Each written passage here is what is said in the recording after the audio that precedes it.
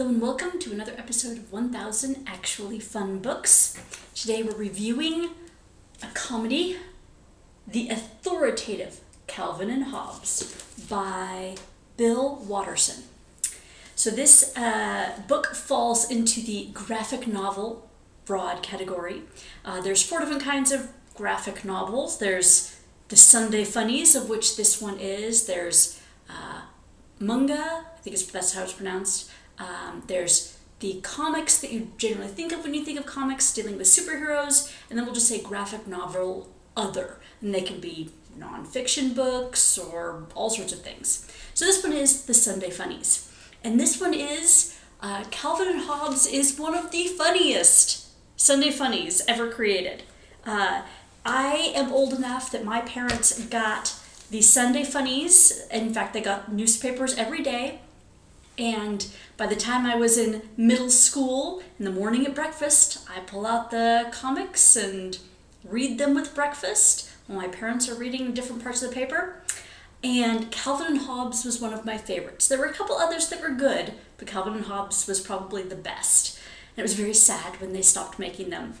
Okay, so this particular one is the Authoritative Treasury. There's, I want to say, like 7 treasury books out there, maybe more, maybe less, right around there, that encompass all of the comics that Mr. Watterson ever made, and most libraries will have them. I highly recommend, if you have never checked out an actual comic book of Calvin and Hobbes, that you will.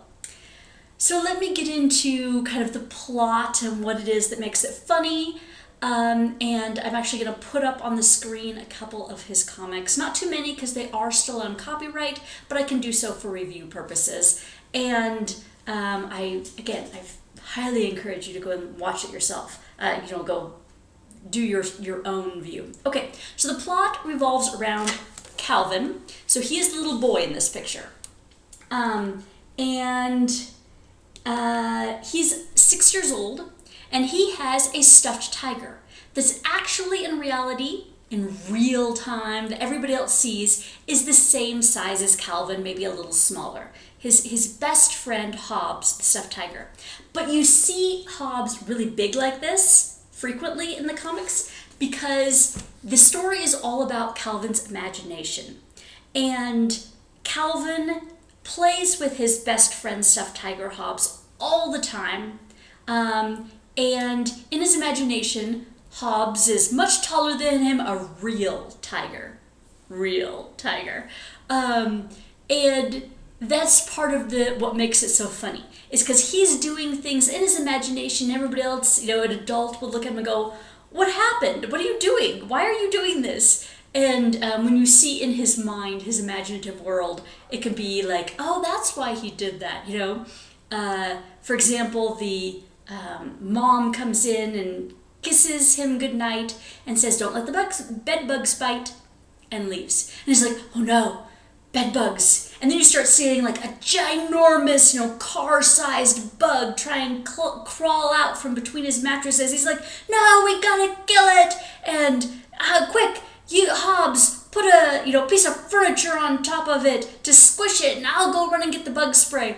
And then his parents come in, and his room is a disaster, and it smells like bug spray. They're like, "What was going on in here?"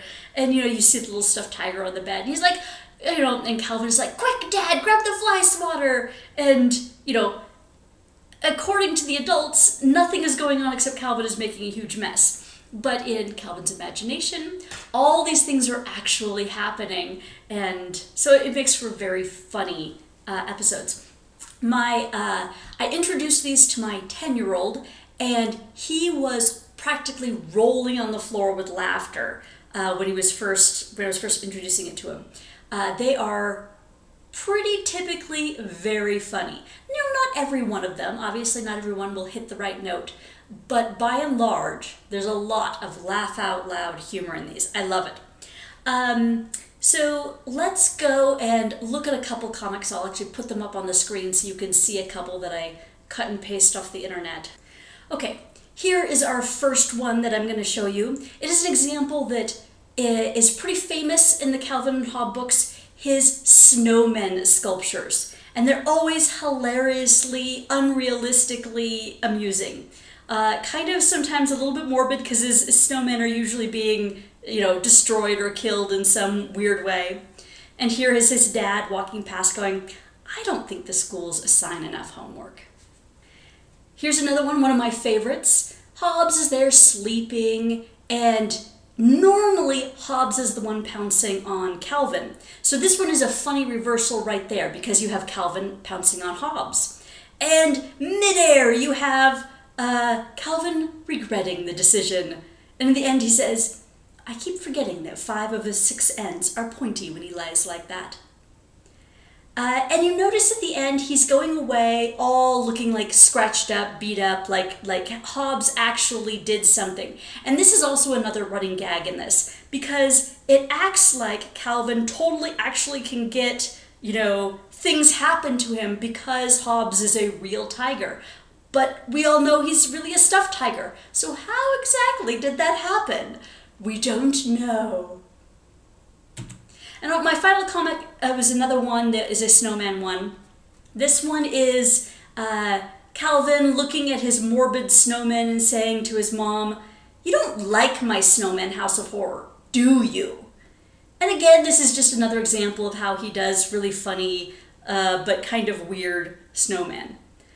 So overall, as you can kind of see, these ones are not a lot of speech bubbles on these particular ones. Mostly it's the visual humor, and you can get a lot of expression in the people's faces. But going back to this one, as you can see all the expression on the snowman, and he does just a great job with his artwork.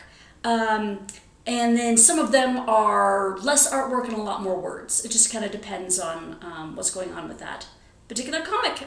And whether it's a Sunday comic, which has a lot more panels, than a weekday comic, which is only a single strip. Which, speaking of which, they do have some continuing storylines. So like this comic that you're looking at right here is just a single line comic. Whatever comic is before or after it, it may still be a winter theme, it may still be snowmen, but it's not going to be taking off of this. It's not a continuous storyline. So most of them are like that. But sometimes he'll have overarching stories that go on for several weeks of real time. So it goes, one Sunday comic and then a whole week of black and white single strip comics, and then another Sunday comic, another whole week of black and white comics, and it's a single storyline. Like in this particular book, there was one about Calvin trying to travel to Canada, and in the process loses Hobbes in the woods, and it was a huge, tragedy, and his parents had to go out and look for his stuffed tiger, and it was, it was 3.5 pages or something in this book, so some of them can be a longer storyline, but almost all of them have a funny punchline after each day is done, after each strip. Okay, as you can see, they are pretty funny, pretty amusing, and very creative, and I would recommend them. I don't have much to say that's negative about these, except for the fact that my 10-year-old, so like I said, I had my 10-year-old watch, had him read some of these, and he just thought they were so hilarious. My slightly younger son, however, didn't get it, and there were definitely some of these that my son didn't get, even at 10. So it's kind of, 10 would probably be a minimum age, what I would recommend for these. So for example, in one comic, Calvin goes up to his dad and says, Dad, I think you're dropping in the polls as being dad. You may not get elected next year to be dad. And he's like, oh, really? Well, did you realize that on average it is $100,000 to raise a kid to age 18? And we have to ask ourselves, was that a gift or was it a loan? And Calvin goes, I think it's bedtime now, and he runs off.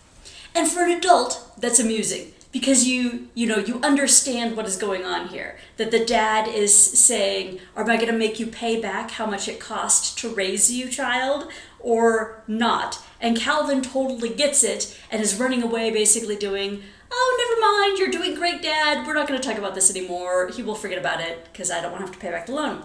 But my 10-year-old totally didn't get it because the idea of having to pay back a parent for the cost of raising a child just is so far outside of his comprehension. The whole idea was like, what? And then there are a couple things like that. Maybe they'll have some words that are, or concepts that are really, you need to be politically aware, or, I mean, not really politics, but like things like for example, things that are dated. Calvin asks his mom, can we rent a VCR and a movie? And, that's very dated, but this was written in the late 80s. And I remember doing that as a child, renting a VCR. And he's like, we should rent the movie. And it was something that, as an adult, you realize is probably an X-rated, very racy thing. And Calvin is like, why can't we rent this from the title? It just sounds so interesting. And his mom is like, sends him to his room. And he's like, what? He doesn't get it. And my 10-year-old won't get it. But an adult, you'd get it. So there's a couple things like that are, it's aimed at adults. But a lot of them aren't. Just like the ones that I just showed you. So overall, highly, highly, highly recommend this. It is great. Like I said, go to your library. You will find some Calvin and Hobbes treasuries, and it's well worth it. Okay, this is going to be a pretty short episode there because I don't have anything negative to say. I mean, it was so great. So I'll just go on to part 2 on what I'm doing next, and it's going to be called Her Hidden Genius by Marie Benedict.